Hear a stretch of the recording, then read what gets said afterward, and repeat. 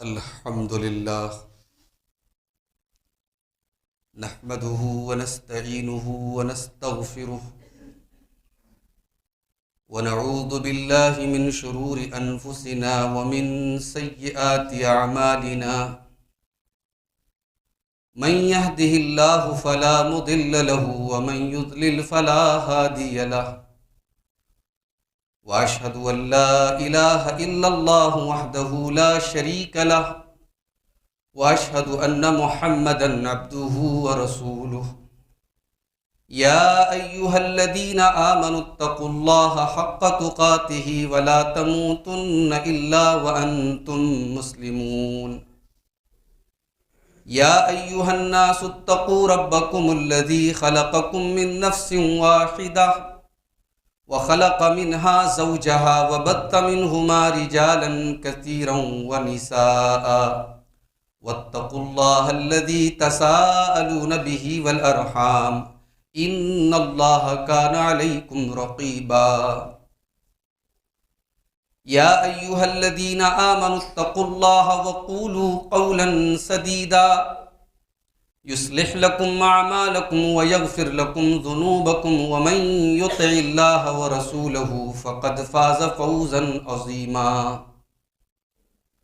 أما بعد فإن خير الحديث كتاب الله وخير الهدي هدي محمد صلى الله عليه وسلم وشر الأمور محدثاتها وكل محدثة بدعة وكل بدعة ضلالة وكل ضلالة في النار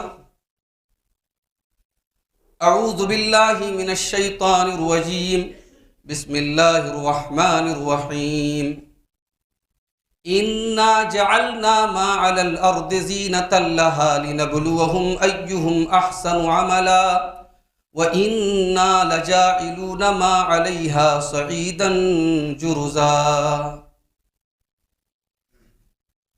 محترم حاضرین جمعہ، اسلامی بھائیوں، بزرگوں اور دوستوں، حال ہی میں دنیا کے مختلف علاقوں میں زلزلوں کی شکل میں جو تباہی آئی ہے، ترکی کے اندر، سیریا کے اندر، لبنان وغیرہ کے اندر، ان کی تصاویر اور ان کے ویڈیوز دیکھ کر کے کسی کا بھی دل دہل سکتا ہے۔ آج کے خطبہ جمعہ میں چاہتا ہوں کہ ہم اس پر روشنی ڈالیں کہ اس طریقے کی جو قدرتی آفات ہیں، چاہے وہ زلزلے کی شکل میں ہوں، چاہے وہ طوفان کی شکل میں ہوں، چاہے وہ سیلاب کی شکل میں ہوں، قحط سالی کی شکل میں ہوں، کیوں آتی ہے، اور پھر اس طریقے کی قدرتی آفتوں اور مصیبتوں کے موقع پر ہمیں اور آپ کو کیا کرنا چاہیے۔ میں نے آپ کے سامنے خطبہ مسنونہ کے بعد قرآن کریم کے 15ویں پارے کی 2 آیتیں پڑھی ہیں، سورہ کہف کی۔ اللہ تعالیٰ نے ان دونوں آیتوں میں دنیا کے دونوں پہلو بتا دیے۔ دنیا کے اندر ایک اٹریکشن ہے، ایک زینت ہے، ایک خوبصورتی ہے، اور پھر اس دنیا کا انجام کیا ہونے والا ہے وہ بھی اللہ نے اس آیت کے اندر بتا دیا۔ اللہ نے فرمایا اِنَّا جَعَلْنَا مَا عَلَى الْأَرْضِ زِينَةً لَهَا لِنَبْلُوَهُمْ أَيُّهُمْ أَحْسَنُ عَمَلًا۔ ہم نے زمین کے اوپر جتنی چیزیں بنائیں، اب زمین کے اوپر کی تمام چیزوں میں پوری دنیا آ گئی۔ اللہ نے کہا ہم نے زمین کے اوپر جو کچھ بنایا، زینت اللہ، ہم نے اسے بطور زینت بنایا، اسے دنیا کے لیے ایک اٹریکشن، ایک آکرشن، ایک خوبصورتی کا ذریعہ بنایا۔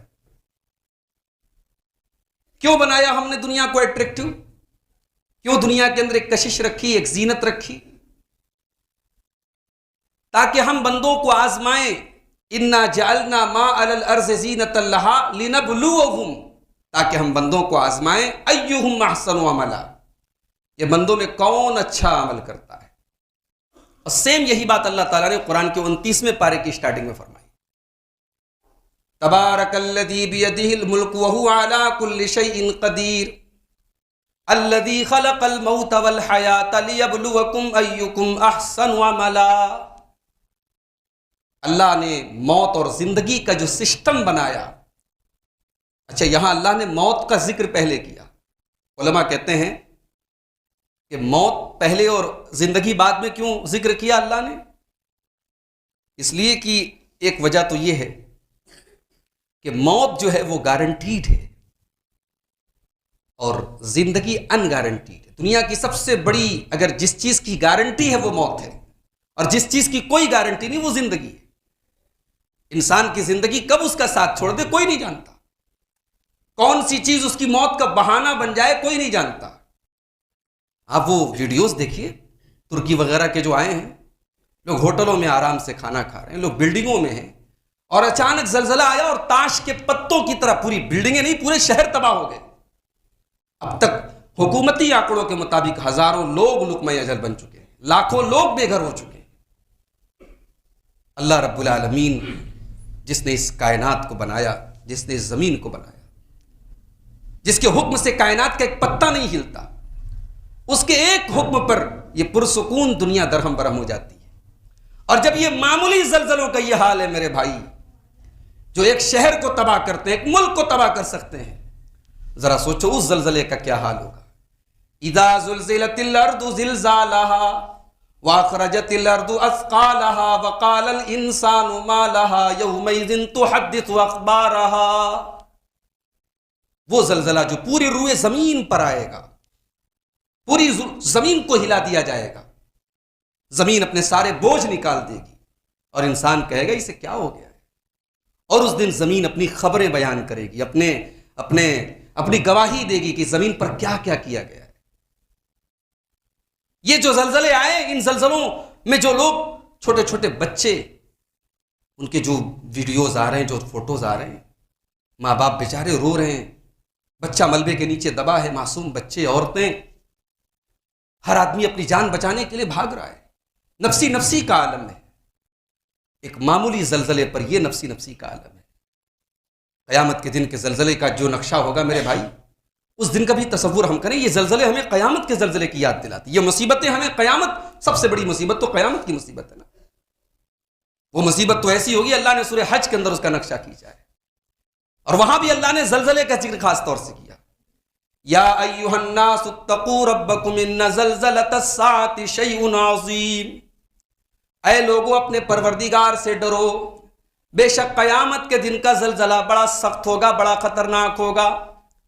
یوم ترونہا تزال کل مرضیۃ عما ارضعت وتضع کل ذات حمل حملہا وتری الناس سکارا وما هم بسکارا ولکن عذاب اللہ شدید۔ اس دن تم دیکھو گے دنیا میں سب سے زیادہ محبت کرنے والی ماں اپنے دودھ پیتے بچے کو چھوڑ کے بھاگ جائے گی۔ اس دن تم دیکھو گے کہ مارے خوف اور مارے ڈر کے حمل والی عورتوں کے حمل ساقط ہو جائیں گے، اور اس دن خوف و دہشت سے چہروں پر ایسی ہوائیاں اڑی ہوں گی کہ ایسا لگ رہا ہوگا کہ لوگ نشے کی حالت میں، لیکن کوئی نشے کی حالت میں نہیں ہوگا، بلکہ اللہ کا عذاب بڑا دردناک۔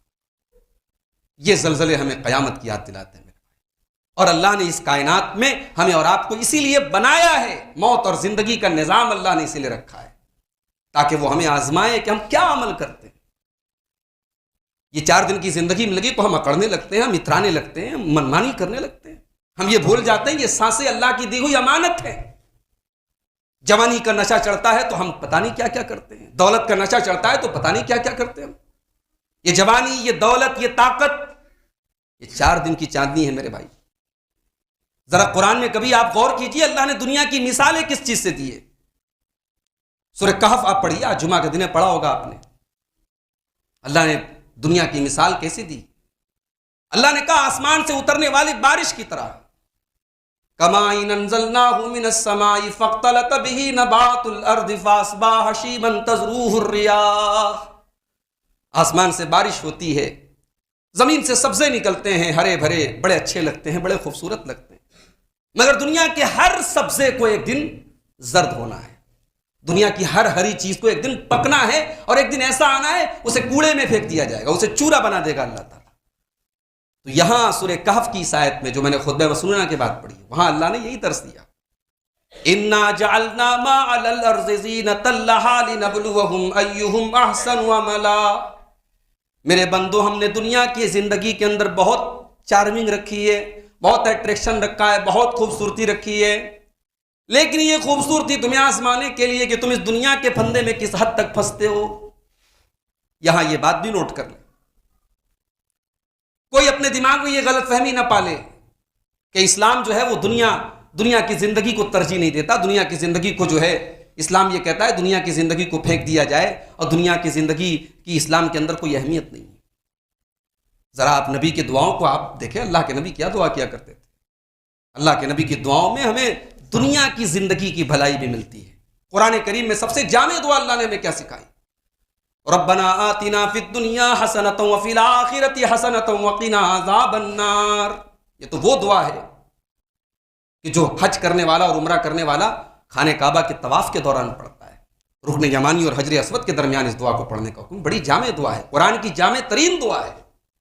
اس میں کیا مانگا ہم نے اللہ سے؟ اے اللہ ہمیں دنیا کی بھلائی عطا فرما اور آخرت کی بھلائی عطا فرما، اور ہمیں جہنم کے عذاب سے بچا۔ ہم نے صرف آخرت پر بس نہیں کیا، ہم نے دنیا کی بھلائی بھی اللہ سے مانگی۔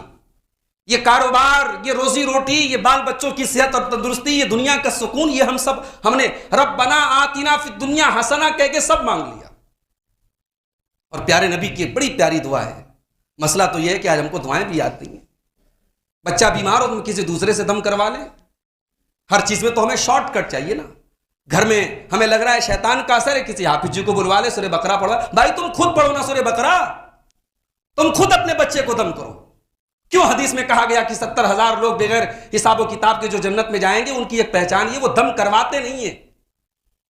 علماء نے لکھا ہے اس حدیث کی شرح میں کہ اس لائق بنو کہ خود اپنے اوپر اور اپنے بچوں پر دم کرو۔ دوسروں، جب انسان یہ ہوتا ہے نا فلاں عالم سے ہم دم کروائیں گے، فلاں حافظ جی سے کروائیں گے، تو وہاں ایک عقیدت جڑ جاتی ہے۔ حافظ جی نے دم کر دیا، آپ ٹھیک ہو گئے، اب ایک عقیدت جڑ گئی کہ صاحب حافظ جی کی پھونک میں بڑا اثر ہے۔ بھئی قرآن کی آیتیں پڑھ کے، دعائیں پڑھ کے دم کرنا تو جائز ہے نا، مگر وہاں ایک ایمان اور توکل کی ایک کمزوری پیدا ہونے کا خطرہ بہرحال رہتا ہے۔ اللہ کی ذات سے زیادہ یہ ہوتا ہے کہ بھائی ان کے پڑھنے میں بڑی برکت ہے، ان کی پھونک میں بڑا اثر ہے۔ اسی لیے حدیث میں کہا گیا کہ جو 70,000 لوگ بغیر حساب و کتاب کے جنت میں جائیں گے، لا یسترقون، وہ رقیہ کرواتے نہیں ہیں، وہ دم کرواتے نہیں ہیں، اپنے اوپر اپنے بچوں کے اوپر کرتے ہیں۔ تو ہم لوگ جو ہے وہ شارٹ کٹ والے ہیں، شارٹ کٹ کی تلاش میں رہتے ہیں۔ تو میرے بھائیوں، اللہ تبارک و تعالیٰ نے ہمیں اور آپ کو شارٹ کٹ سے نہیں، جو صحیح طریقہ ہے ایمان و عمل کا وہ اپنانے کا حکم دیا ہے۔ اب یہاں دیکھیے اللہ نے فرمایا کہ اللہ نے تم کو اس لیے دنیا میں زیب و زینت عطا فرمائی ہے، وہ تمہیں آزمانا چاہتا ہے کہ تم میں سے کون اچھا عمل کرتا ہے۔ اور اس کی اگلی آیت میں اللہ نے فرمایا وَإِنَّا لَجَائِلُونَ مَا عَلَيْهَا صَعِيدًا جُرُزًا، اور بے شک ہم زمین کے اوپر جتنی چیزیں سب کو ہم سعیدن جرزا بنانے والے، چٹیل میدان بنانے والے ہیں۔ یہ بڑے بڑے پہاڑ وَإِذَا الْجِبَالُ سُيِّرَتْ، روئی کی طرح چلائے جائیں گے۔ يَوْمَ تَكُونُ الْجِبَالُ كَالْعِهْنِ الْمَنْفُوشِ، اللہ نے فرمایا کہ رنگین اون کی طرح یہ بڑے بڑے پہاڑ ہواؤں میں اڑیں گے۔ یہ سمندر کے پانی وَإِذَا الْبِحَارُ سُجِّرَتْ، ان کو کھولا دیا جائے گا، یہ اپنی شکل پر باقی نہیں رہیں گے۔ وَإِذَا الْعِشَارُ عُطِّلَتْ، 10 ماہ کی گابن اونٹنیوں کو لوگ چھوڑ کے بھاگیں گے، یہ نفسی نفسی کا عالم ہوگا۔ وَإِذَا الْوُحُوشُ حُشِرَتْ، شیر اور بکری ایک گھاٹ پر اکٹھا ہو جائیں گے مارے ڈر اور مارے خوف کے۔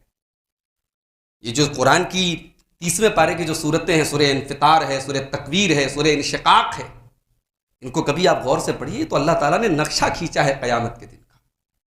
تو یہ جو چھوٹی چھوٹی قیامتیں آتی ہیں دنیا میں، زلزلے کی شکل میں، سونامی کی شکل میں، طوفان کی شکل میں، یہ ہمیں اس بڑی قیامت کی یاد دلاتی ہے۔ اور جب زلزلہ آتا ہے تو انسان اس بات کی فکر نہیں کرتا کہ اس کی تجوری میں کتنا پیسہ رکھا ہو۔ جب زلزلہ آتا ہے تو انسان یہ فکر نہیں کرتا ہے کہ میرا بینک بیلنس کا کیا ہوگا، میرے گھر بار کا کیا ہوگا، میری پراپرٹی کا کیا ہوگا۔ بسا اوقات تو انسان اپنی جان پہلے بچاتا، اپنے بیوی بچوں کو بھی چھوڑ کے بھاگتا ہے۔ جب اس چھوٹی قیامت کا یہ عالم ہے میرے بھائی، تو بڑی قیامت کا کیا عالم ہوگا، یوم یفر المرء من اخیہ وامہ وابیہ وصاحبتہ وبنیہ لکل امرئ منہم یومئذ شأن یغنیہ. اس دن انسان اپنی ماں کو دیکھ کر کے بھاگے گا، اپنے باپ کو دیکھ کر کے بھاگے گا، اپنے بھائی کو دیکھ کر کے بھاگے گا، اپنے خاندان کو دیکھ کر کے بھاگے گا. لکل امرئ منہم یومئذ شأن یغنیہ. ہر انسان کو اس دن اپنی پڑی ہوگی، وہ قیامت کا دن ہوگا. تو یہ جو زلزلے آئے ہیں یہ ہمیں اور آپ کو ایک سبق تو یہ دیتے ہیں کہ ہم اس آخرت کی تیاری کریں جہاں ہم سب کو ایک دن جانا ہے. کسی کو 60 سال گزار کے جانا ہے، کسی کو بڑھاپے کی عمر دیکھنا ہے، کسی کو نہیں دیکھنا ہے. کسی کو بچوں کو یتیم چھوڑ کے جانا ہے، اور کسی کے بچے اپنی زندگی میں اپنے باپ کو مرتا ہوا دیکھتے ہیں، اور کتنے باپ اپنے بچوں کو مرا ہوا دیکھتے ہیں. موت ظاہر عمر کے حساب سے تو نہیں آتی ہے نا. ہم نے کتنی موتیں دیکھی ہیں، جوان موتیں، چھوٹے چھوٹے بچے ہیں، لوگ چھوڑ کے چلے گئے. تو یہ جو زلزلے ہیں میرے بھائیو، یہ ہمیں ہمارا انجام یاد دلاتے ہیں. اللہ کے نبی کے اوپر جو آخری آیت نازل ہوئی تھی، جس کے بعد 8 دن کے بعد اللہ کے نبی کا انتقال ہو گیا، تو سورہ بقرہ کی آیت تھی. کون سی آیت تھی؟ وَاتَّقُوا يَوْمًا تُرْجَعُونَ فِيهِ إِلَى اللَّهِ ثُمَّ تُوَفَّى كُلُّ نَفْسٍ مَّا كَسَبَتْ وَهُمْ لَا يُظْلَمُونَ. اس دن سے ڈرو جس دن تم اپنے رب کی طرف لوٹائے جاؤ گے، اور وہاں کسی کے ساتھ کوئی ظلم نہیں ہوگا. اللہ، قیامت کے دن ظلم نہیں ہوگا. اللہ ایک ایک چیز کا حساب لے گا. اللہ تو ہمارے نام اعمال کو ہماری گردنوں میں لٹکا دے گا. وَكُلَّ إِنسَانٍ أَلْزَمْنَاهُ طَائِرَهُ فِي عُنُقِهِ وَنُخْرِجُ لَهُ يَوْمَ الْقِيَامَةِ كِتَابًا يَلْقَاهُ مَنشُورًا. ہم نے ہر انسان کا نام اعمال اس کی گردن میں ٹانگ دیا ہے، اور قیامت کے دن ہم کہیں گے، اس کے نام اعمال کو ایک کھلی ہوئی کتاب بنا دیں گے، اور ہم کہیں گے اقرا کتابک کفا بنفسک اليوم علیک حسیبا. میرے بندے تو پڑھ لے اپنی کتاب کو، یہ تیری کتاب ہے، یہ تیری زندگی بھر کا کچا چٹا ہے، تو پڑھ لے. آج تو خود اپنا حساب لے لے، ہم نہیں لیں گے، تو لے لے. تیرے ساتھ کیا، تیرا انجام کیا ہونا چاہیے. تو مسئلہ آج یہ ہے میرے بھائی، دنیا کی زندگی میں ہم اس قدر غرق ہو چکے، ہم آخرت کو بھول چکے ہیں. صبح سے لے کے شام تک ہماری کون سی ایسی ایکٹیویٹی سے پتہ لگتا ہے کہ ہاں ہمیں آخرت کی فکر ہے؟ ذرا سوچیں آپ. کیا 5 ٹائم کی نماز پڑھ لینے سے یہ طے ہو گیا کہ ہاں ہمارے اندر آخرت کا ڈر ہے؟ اللہ نے تو نماز پڑھنے کے باوجود بھی جہنم کی وعید سنائی اگر جو ہے دل نماز میں نہ لگ رہا ہو. فَوَيْلٌ لِّلْمُصَلِّينَ الَّذِينَ هُمْ عَنْ صَلَاتِهِمْ سَاهُونَ. اللہ نے کہا ان نمازیوں کے لیے بربادی ہے، تو نماز تو پڑھ رہے ہیں لیکن دل کہیں اور ہے. تو مسئلہ نماز صرف پڑھ لینے سے حل نہیں ہوگا، مسئلہ یہاں سے حل ہوگا. جب تک یہاں یہ احساس پیدا نہیں ہوگا کہ ہاں ہمیں اپنے رب کے سامنے جانا ہے. اس لیے قرآن کے 30ویں پارے میں اللہ نے کامیابی اور ناکامی کے 2 الگ الگ راستے بتائے.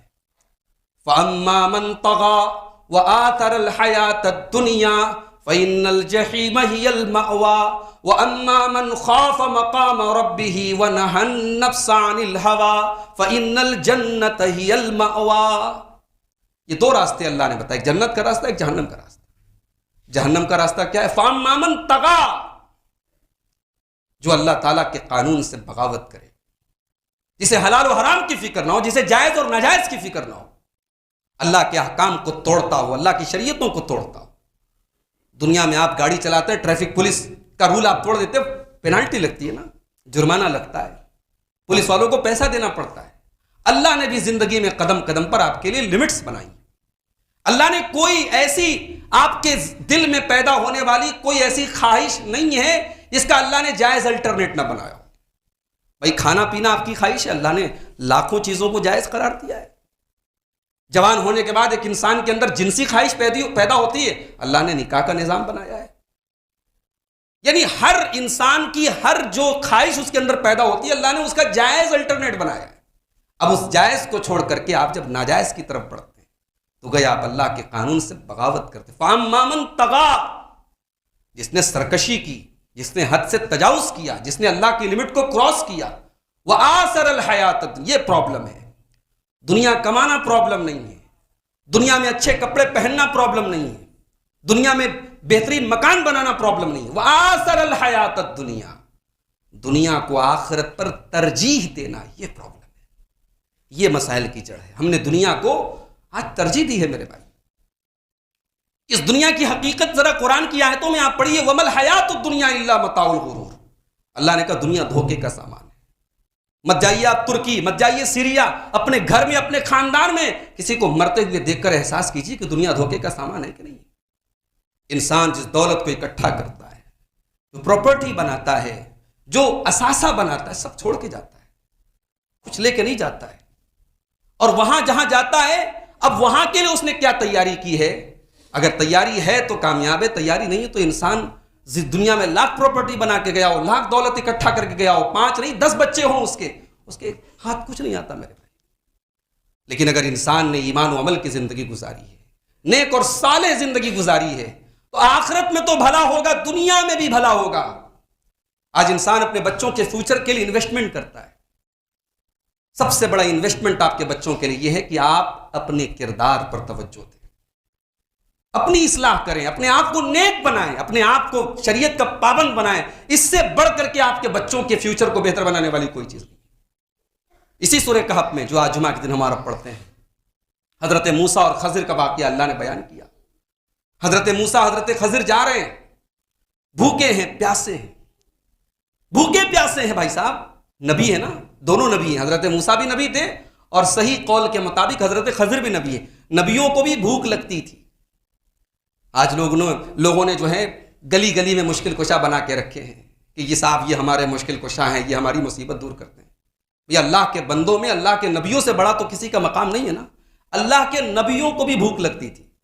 اسی لیے جب حضرت عیسیٰ اور حضرت مریم کو لوگوں نے اللہ کا رب کہنا شروع کیا تو قرآن نے کہا یا کولان الطعام، ارے تم مریم کو رب کہتے ہو، تم عیسیٰ کو رب کہتے ہو، دونوں کھانا کھاتے تھے، بھوک لگتی تھی، کھانا کھاتے تھے. اور جسے کھانے کی ضرورت ہو وہ رب کیسے ہو سکتا ہے؟ رب تو وہی ہو سکتا ہے قل هو اللہ احد اللہ الصمد لم یلد ولم یولد ولم یکن له کفوا احد. رب کا کرائٹیریا تو یہ جو سمد ہو، جو بے نیاز ہو، جسے بھوک و پیاس کی طلب نہ ہو، جسے نیند نہ آتی ہو، جسے تھکاوٹ نہ آتی ہو. اللہ کی شان ایسی ہے میرے بھائی. تو موسیٰ اور خضر جا رہے ہیں، بھوک لگی، گاؤں والوں سے کھانا مانگا.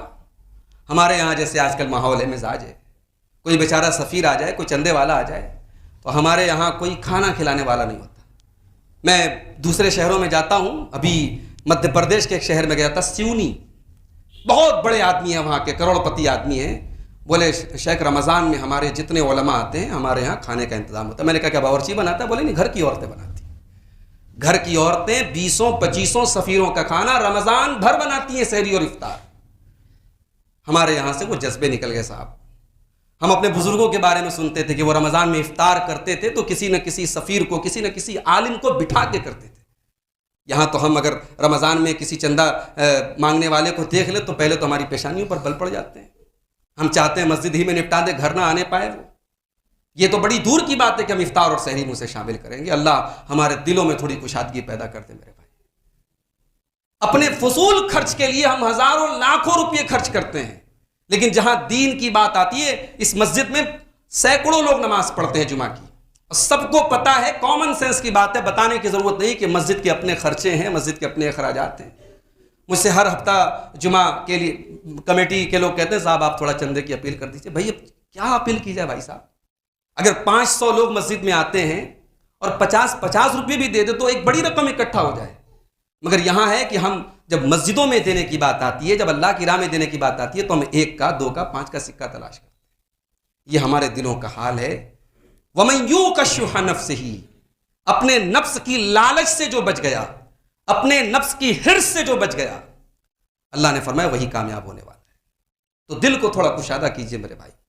اللہ جس طریقے سے دنیا میں آپ عالی شان شادی کرتے ہیں، بہترین مکان بناتے ہیں، بہترین کپڑا پہنتے ہیں، اللہ کے دین کی راہ میں، مسجدوں کی راہ میں، مدرسوں کی راہ میں، علم کی راہ میں، دعوت کی راہ میں بھی آپ کا پیسہ خرچ ہونا چاہیے. وہ بھی آپ کا حق ہے، آپ کے مال میں حق ہے. حضرت موسیٰ حضرت خضر جا رہے ہیں، گاؤں والوں نے کھانا کھلانے سے انکار کر دیا. فَأَبَوْا أَن يُزَيِّفُوهُمَا، گاؤں والوں نے انکار کر دیا، ہم تمہیں نہیں کھلائیں گے. دونوں نے دیکھا کہ ایک دیوار، مکان کی دیوار گر رہی ہے. حضرت خضر، اللہ تعالیٰ نے ان کو طاقتور بھی بنایا تھا، جسمانی اعتبار سے بھی طاقتور بنایا تھا. وہ کھڑے ہوئے اور انہوں نے اس دیوار کو سیدھا کر دیا. حضرت موسیٰ کو بڑا غصہ آیا، جلالی نبی تھے حضرت موسیٰ علیہ السلام. انہوں نے کہا کہ ان کمبختوں نے ہمیں کھانا نہیں پوچھا، پانی نہیں پوچھا، اور آپ نے ان کی دیوار ٹھیک کر دی. آپ چاہتے تو ان سے اجرت لے لیتے، کوئی پیسہ طے کر لیتے، کوئی اجرت طے کر لیتے، مزدوری طے کر لیتے، پھر یہ کام کرتے، فری میں کیوں کیا آپ نے؟ تو حضرت خضر نے کیا جواب دیا وہ ذرا سنیے، قرآن کے الفاظ ہیں۔ وَأَمَّا الْجِدَارُ فَكَانَ لِغُلَامَيْنِ يَتِيمَيْنِ فِي الْمَدِينَةِ وَكَانَ تَحْتَهُ كَنْزٌ لَهُمَا، اے موسیٰ وہ جو دیوار تھی وہ 2 یتیم بچوں کے مکان کی دیوار تھی، وہ مکان 2 یتیم بچوں کا تھا، وَكَانَ تَحْتَهُ كَنْزٌ لَهُمَا، اور اس دیوار کے نیچے ان دونوں کا خزانہ ان کے باپ نے دبا کے رکھا تھا۔ اگر وہ دیوار گر جاتی خزانہ گاؤں والے لوٹ لیتے، کیونکہ گاؤں والے تو پہلے ہی بڑے لالچی اور بڑے بخیل ٹائپ کے لوگ تھے۔ فَأَرَادَ رَبُّكَ أَن يَبْلُغَا أَشُدَّهُمَا وَيَسْتَخْرِجَا كَنْزَهُمَا، اللہ تبارک و تعالیٰ نے مجھے حکم دیا کہ میں دیوار کو ٹھیک کر دوں، تاکہ کل جب وہ دونوں بچے جوان ہو جائیں اور عمر کو پہنچ جائیں، جوان ہو جائیں، بالغ ہو جائیں، سمجھدار ہو جائیں، تو پھر وہ اپنے باپ کا خزانہ نکال لیں۔ اور یہ کام اللہ نے مجھے کیوں اس کا حکم دیا؟ حضرت خضر فرماتے وَكَانَ أَبُوهُمَا صَالِحًا، ان دونوں کا باپ نیک تھا۔ اللہ اکبر، باپ نیک ہو تو باپ کے خزانے کو اللہ اولاد کے لیے بچا کے رکھتا ہے، اور باپ اگر نالائق ہو تو اس کی بنی بنائی پراپرٹی کو بچے کھا پی کے ختم کر دیتے ہیں۔ آپ کی نیکی آپ کے بچوں کے کام آتی ہے میرے بھائی۔ اور یہی نہیں، سورہ طور کے اندر تو اللہ تعالیٰ نے یہاں تک فرمایا کہ اگر باپ نیک ہے اور ایمان والا ہے اور بچے بھی نیک اور دیندار ہیں تو اللہ تبارک و تعالیٰ اس پریوار کو جنت میں بھی ایک پریوار بنا کے رکھے گا۔ بھئی ہم چاہتے ہیں کہ نہیں؟ ہر انسان کی خواہش ہوتی ہے کہ اپنے بیوی بچوں کے ساتھ، اپنے پریوار کے ساتھ جیسے دنیا میں سکھی ہے، کل آخرت میں جنت میں بھی سکھی رہے۔ اب ظاہر ہے جنت کے تو الگ الگ مدارج ہیں، جنت کے الگ الگ کیٹیگریز ہیں۔ اب باپ مان لو بہت نیک ہے اور بیٹا اتنا نیک نہیں ہے، تو دونوں کے درجوں میں تو فرق ہوگا۔ اللہ نے کہا کہ ہم بیٹوں کو اپ گریڈ کر دیں گے، اگر باپ نیک ہے تو ہم بیٹوں کو اپ گریڈ کر دیں گے اور بیٹوں کو باپ کے درجے تک پہنچا دیں گے۔ اللہ نے فرمایا سورہ طور کے اندر والذین آمنوا واتبعتهم ذریتهم بإیمان الحقنا بهم ذریتهم وما التناهم من عملهم من شیء، جو لوگ ایمان لائے اور ان کی اولاد بھی ایمان لائی اور نیک عمل کرتی رہی تو کل جنت میں ہم ان کی اولاد کے ساتھ ان کو ملا دیں گے اور ان کے عمل میں کوئی کمی نہیں کریں گے۔ تو بھائیو، اگر ہم یہ چاہتے ہیں کہ ہماری دنیا سنور جائے تو ہمیں اور آپ کو ایمان اور نیک عمل کا راستہ اپنانا، وہ عمل کرنا پڑے گا جو اللہ کو راضی کرنے والا ہے۔ یہ زلزلے اور یہ آفتیں، یہ قدرتی مصیبتیں آج ترکی میں آئی ہیں، کل ہمارے اوپر بھی آ سکتی ہے میرے بھائی، اور ہمارے ملک میں آتی رہتی ہے۔ ہلکے سے جھٹکے آتے ہیں، لوگ پریشان ہو جاتے ہیں۔ اور یہاں ایک بات اور یاد رکھیے کہ یہ جو آزمائشیں آتی ہیں ایک بندے مومن کے لیے، ایک نیک عمل کرنے والے کے لیے بھی اس میں کچھ اللہ تعالیٰ کی طرف سے حکمتیں ہوتی ہیں۔ ظاہر ہے سب لوگ تو برے نہیں ہیں۔ جب زلزلہ آتا ہے تو ایسا تو نہیں کہ نمازی لوگوں کو چھوڑ دیتا ہے اور بے نمازی لوگوں کے اوپر زلزلہ آتا ہے۔ زلزلے تو سب کے اوپر آتے ہیں نا، قدرتی آفتیں سب کے اوپر آتی ہیں۔ تو جو نیک لوگ ہوتے ہیں ان کے اوپر آنے والی مصیبتیں ان کے گناہوں کو مٹانے اور ان کے درجات کی بلندی کا ذریعہ بنتی ہیں۔ اللہ کے پیارے نبی صلی اللہ علیہ وسلم فرماتے ہیں ما یصیب المسلم من نصب ولا وصب ولا ہم ولا حزن، مسلمان کے اوپر جو بھی غم، تکلیف، یہاں تک کہ کانٹا بھی اگر اس کو چبھتا ہے تو اللہ تبارک و تعالیٰ اس کے خطاؤں اور اس کے گناہوں کی معافی کا ذریعہ بنتا ہے۔ حضرت سعد بن ابی وقاص رضی اللہ تعالیٰ عنہ ایک مرتبہ اللہ کے رسول کے پاس آئے۔ اللہ کے رسول کو بہت تیز بخار تھا، تو حضرت سعد نے پوچھا اللہ کے رسول انکا لتوک، ہم کو تو بہت تیز بخار ہے۔ آپ نے فرمایا کہ ہاں، مجھے عام لوگوں سے زیادہ حرارت محسوس ہوتی ہے، عام لوگوں کے مقابلے میں زیادہ بخار ہوتا ہے۔ اس کے بعد آپ نے فرمایا ان اشد الناس بلاء الانبیاء، لوگوں میں سب سے زیادہ آزمائش اللہ کے نبیوں کی ہوتی ہے۔ آج دین کے معاملے میں تو ہماری کوئی آزمائش نہیں ہوتی بھائی، ہم تو الحمدللہ اپنے دین پر عمل کرنے کے لیے اس ملک میں آزاد ہے نا، اپنے دین پر عمل کرنے کے معاملے میں کوئی ہمارے اوپر ظلم و تشدد ابھی تک تو نہیں ہو رہا ہے، آگے اللہ خیر کرے۔ لیکن آپ نبیوں کے واقعات پڑھیں، نبیوں کے ماننے والوں کے واقعات پڑھیں، صحابہ کے واقعات پڑھیں، کیسی کیسی آزمائشیں انہوں نے جھیلی۔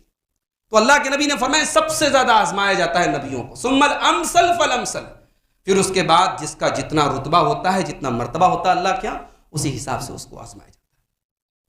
اسی طریقے سے اللہ نے سورہ بقرہ میں فرمایا قرآن کے دوسرے پارے میں ام حسبتم ان تدخلوا الجنۃ، کیا تم یہ سمجھتے ہو کہ تم جنت میں یوں ہی چلے جاؤ گے؟ ولما یاتکم مثل الذین خلوا من قبلکم، تمہارے اوپر تو ابھی وہ مصیبتیں نہیں آئی جو تم سے پہلے کی امتوں پر آئی۔ مستہم الباساء والضراء وزلزلوا، ان کے اوپر بیماریاں آئیں، ان کے اوپر تنگ دستی آئی، ان کے اوپر زلزلے آئے، حتیٰ یقول الرسول والذین آمنوا معہ متی نصر اللہ، یہاں تک کہ رسول نے اور اہل ایمان نے کہا اللہ کی مدد کب آئے گی؟ الا ان نصر اللہ قریب، سنو اللہ کی مدد آئے گی۔ تو یہ آزمائشیں اللہ کی طرف سے آتی ہیں۔ اب اس میں اہل ایمان کے لیے آزمائش ہوتی ہے، اور اہل کفر اور اہل معاصی کے لیے ان کے گناہوں کی سزا ہوتی ہے، اور سب کے لیے ایک عبرت ہوتی ہے۔ اس طریقے کی مصیبتوں کو دیکھ کر جو علاقے محفوظ ہیں وہ اپنے عمل کی فکر کریں، اپنی اصلاح کریں۔ اور دوسرا کام ہمارا یہ ہے کہ ہم جہاں تک ممکن ہو اس طریقے کی جب مصیبتیں آئیں تو لوگوں کی ہم مدد کریں، وہ کوئی بھی ملک ہو، خاص طور سے اگر ہمارا مومن بھائی، ہمارا مسلمان بھائی جس سے ہمارا ایمان کا رشتہ ہے، اگر وہ کسی دکھ اور درد میں ہے تو اس کی تکلیف کو ہم محسوس کریں۔ سوچو آج ان کی جگہ اپنے آپ کو رکھ کے سوچو، آج وہ بیچارے بے گھر ہو گئے، ان کے گھر برباد ہو گئے، بچوں کی مائیں چلی گئیں، باپ چلے گئے، خاندان پورا تباہ ہو گیا۔ تو وہ مصیبت اگر ہمارے اوپر، ان کی جگہ اپنے آپ کو رکھ کے سوچو، ان کے درد کو اپنا درد سمجھو۔ اللہ کے پیارے نبی نے فرمایا مثل المؤمنین فی توادہم وتعاطفہم وتراحمہم کمثل الجسد الواحد، مسلمانوں کی آپس کی محبت اور ہمدردی کی مثال ایسی ہے جیسے انسان کا شریر ہوتا ہے، انسان کا جسم ہوتا ہے، ایک حصے میں تکلیف ہوتی ہے پورا جسم بے چین ہو جاتا ہے۔ ایک دوسری حدیث میں اللہ کے نبی نے فرمایا المؤمن للمؤمن کالبنیان یشد بعضہ بعضا، مومن مومن کے لیے عمارت کی طرح ہوتا ہے، عمارت کا ایک حصہ دوسرے حصے کو طاقت دیتا ہے، مومن مومن کو طاقت دیتا ہے۔ تو اگر اس طریقے کی مصیبتیں آتی ہیں تو ہم مدد کریں۔ اور آج ترکی میں یہ مصیبت آئی اور بڑی لوگوں نے کہانیاں بنا کے رکھی ہے کہ صاحب ترکی اور سعودی عرب میں بڑے اختلافات ہیں، دونوں کے سپورٹر دنیا بھر کے سوشل میڈیا پر واہیات باتیں کرتے رہتے ہیں، لیکن آج ترکی کے اندر اتنی بڑی مصیبت آئی ہے۔ ترکی کے جو صدر ہے اردوغان، انہوں نے باقاعدہ سوشل میڈیا پہ یہ نشر کیا کہ ہمارے مدد کرنے والے ملکوں میں سب سے آگے سعودی عرب کا ہے رول، بہت مدد کر رہا ہے وہ۔ تو ہم اور آپ ہندوستان میں بیٹھے، ہم سے بھی جو ہو سکے ہم مدد کریں، اور اگر ہم مادی اعتبار سے مدد نہیں کر سکتے تو کم سے کم ہم اپنی دعاؤں میں یاد رکھیں۔ ہم جب بھی دعا کے لیے ہاتھ اٹھائیں اپنے ان مظلوم بھائیوں، ان مجبور بھائیوں، ان بے کس بھائیوں کے لیے دعا کریں جو آج اس مصیبت میں گرے ہوئے ہیں۔ اور آخر میں ہم یہی دعا کریں گے کہ اللہ تعالیٰ اس طریقے کے واقعات سے ہم سب کو نصیحت حاصل کرنے کی توفیق عطا فرمائے۔ رب العالمین اس طریقے کے زلزلوں سے ہماری حفاظت فرمائے، اور قیامت کے دن کے زلزلے کے وقت بھی اللہ تعالیٰ ہم سب کو ثابت قدم رکھے۔ رب العالمین ہمیں اپنے ایمان و عمل کی فکر کرنے کی توفیق عطا فرمائے۔ رب العالمین ہمیں اپنے بچوں کی جس طریقے سے دنیا کی فکر ہے، اللہ تعالیٰ ہمیں ان کی آخرت کی فکر کرنے کی بھی توفیق عطا فرمائے۔ جو ہم میں بیمار ہیں اللہ ان کو شفاء کامل عاجل عطا فرمائے، جو روزی روٹی سے پریشان ہیں اللہ ان کے کاروبار میں برکت نصیب فرمائے، اللہ ہمارے ملک کی حفاظت فرمائے، اللہ ہمارے ملک کو ظالموں کے ظلم و شریروں کے شر سے محفوظ رکھے، جب تک ہم دنیا میں زندہ رہیں اسلام پر زندہ رہیں اور ہم سب کا خاتمہ ایمان پر ہو۔ آمین۔ وآخر دعوانا الحمد للہ رب العالمین۔